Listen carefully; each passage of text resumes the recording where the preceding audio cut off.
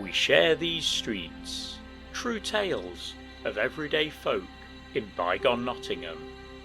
Episode 10, Broadmarsh before the centre.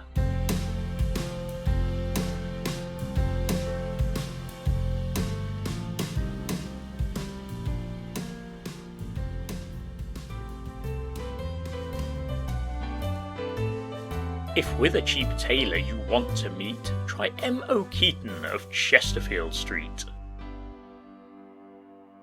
That wasn't a word from our sponsors, nor a vintage Trent FM radio jingle, but actually a written slogan that appeared in an advert in the Nottingham Journal on the 17th of January 1881. I was surprised to find it. I thought advertising slogans were much more recent, like "I'd rather have a bowl of Cocoa Pops," "Every little helps," or "It's too orangey for crows." I briefly became slightly obsessed with the idea that M.O. Keaton of Chesterfield Street may have invented the advertising slogan, but it didn't take much research in all honesty to discover that he didn't, which was really disappointing. It did send me down a rabbit hole though, down which I discovered that as early as the 16th century, minstrels would often have sponsors in the form of local traders and merchants like butchers and bakers, who paid them to advertise the business in between other ballads. One minute you'd be hearing about Robin Hood rescuing Will Stuteley from the sheriff's men, the next you'd be hearing about a local baker's iced buns or elephant's feet.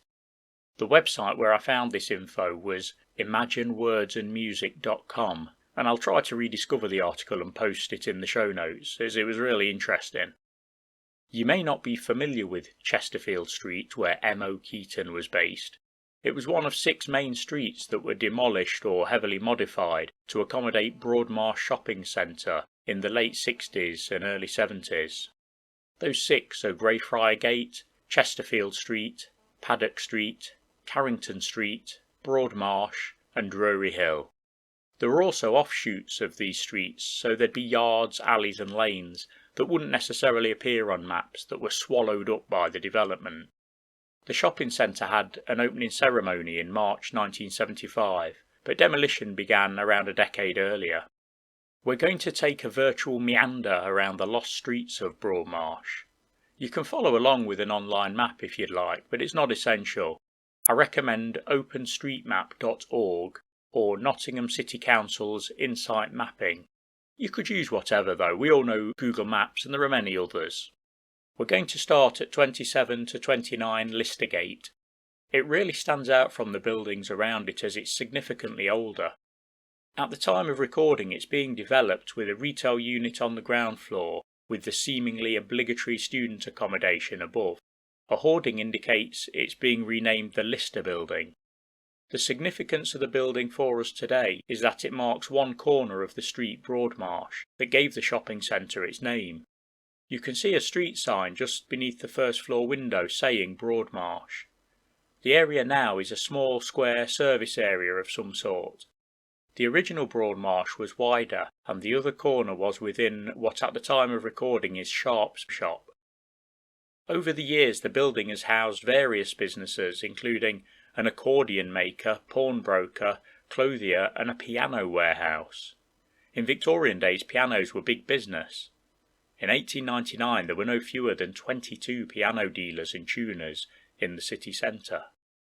You'll notice that Broadmarsh is 2 words, which was more common before the shopping centre when it became one word on the signage.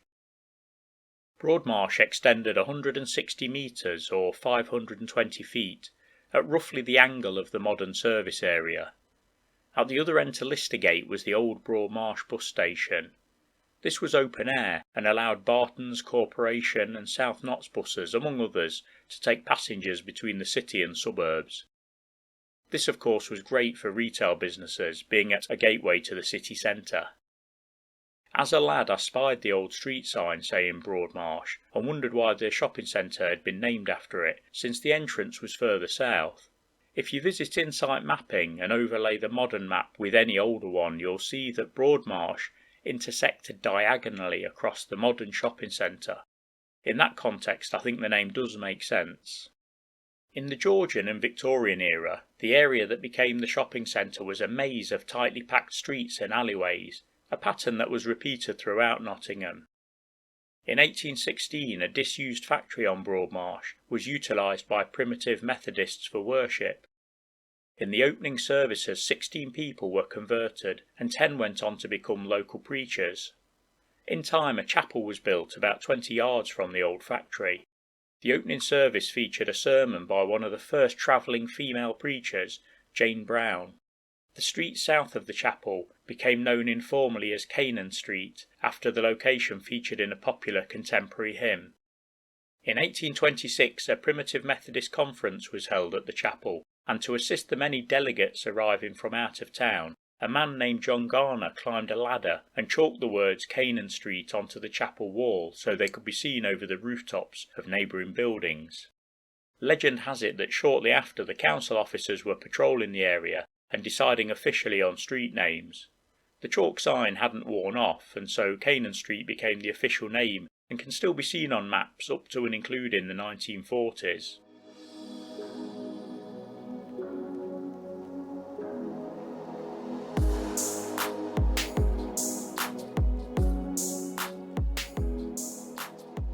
The shopping centre's an awkward shape, and we're going to focus for a time on the old north entrance on Middle Pavement. Before the shopping centre, the site of the north entrance was the top of Drury Hill, which in medieval times accommodated the settlement's postern gate. Posterns were secondary gates in fortified settlements that were often concealed or known only to natives. In the 1960s, Drury Hill was a favourite shopping street in the city centre. It was incredibly steep and very narrow, at some points only 4 foot 10 inches wide.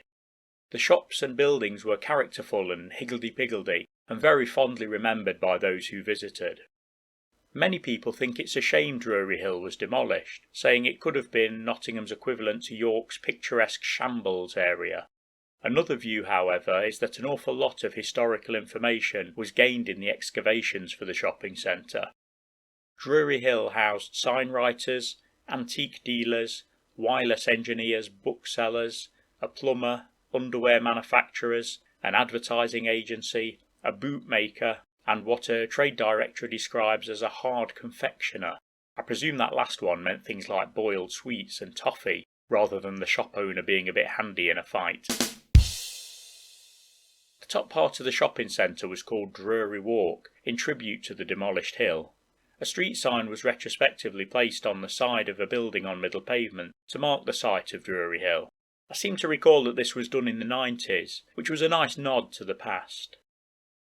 The bottom of Drury Hill was roughly where the little used side entrance to the shopping centre was, connecting with Cliff Road and the Nottingham Contemporary Steps. Let's return to Listergate.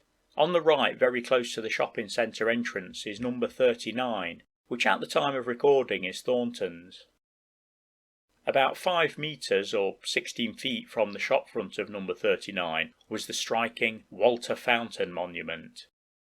This was erected in 1866 in memory of John Walter, MP for Nottingham between 1841 and 1843. The Illustrated London News reported that the fountain stood 40 feet tall and the base had a diameter of 12 feet. In 1950 it was in a poor state of repair and some masonry broke away and fell onto the road. The fountain was demolished a few days later.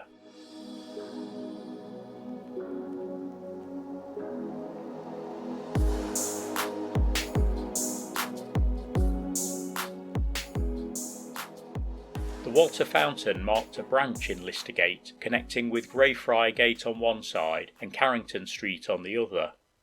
If you zoom out on your map, you should be able to see what remains of Greyfriar Gate. It's the street that houses the old Ocean nightclub, or Astoria, depending what generation you're part of. There's a natural curve from the northern end of Greyfriar Gate and the southern end of Listergate that nowadays is interrupted by the shopping centre.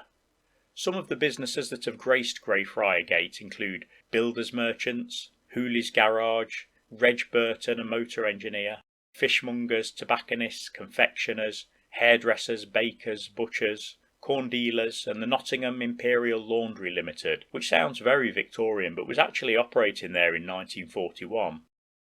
The city centre in days gone by was a more varied environment than we're used to today.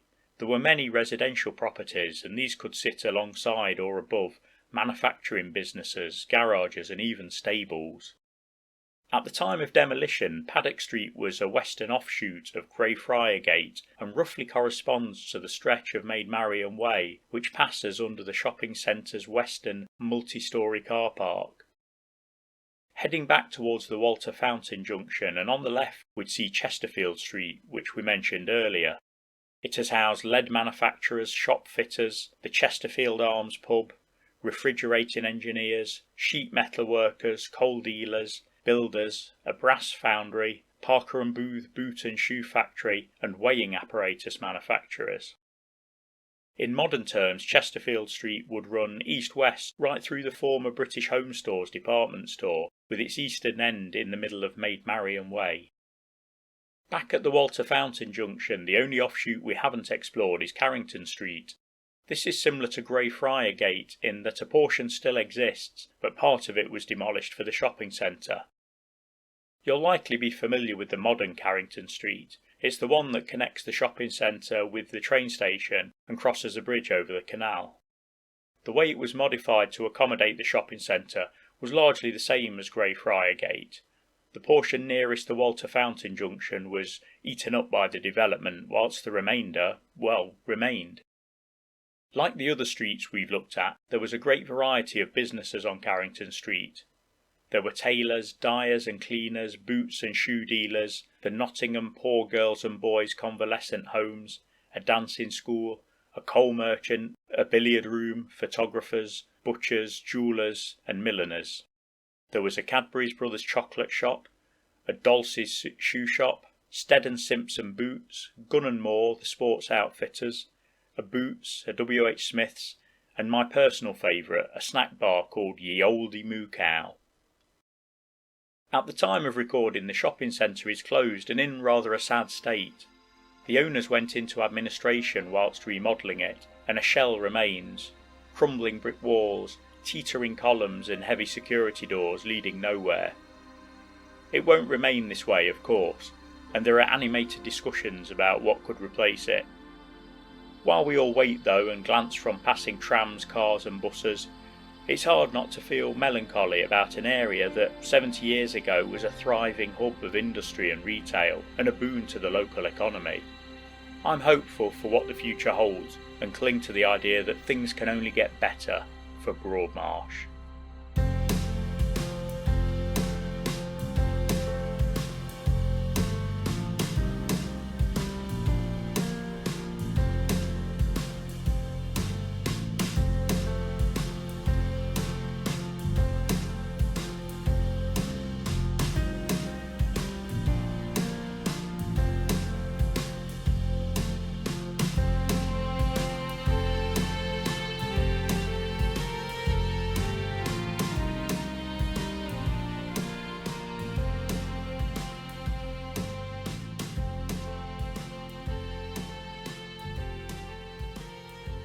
It's too orangey for crows.